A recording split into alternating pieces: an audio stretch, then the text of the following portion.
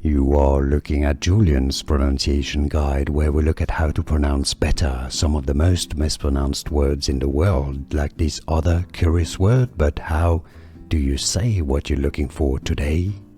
Let's learn how to pronounce for once correctly this name. If you want to learn more names from medication, stay tuned. The British English, we've got more videos for you. British English pronunciation here is Clobetasol. Clobetasol. Some may say it Clobetasol, with a Z sound at the end. It's probably fine too, but generally it's an S. The Americans use a flap T that sounds like a D, Clobetasol. Clobetasol, American English pronunciation, or Clobetasol, British English. And now you know.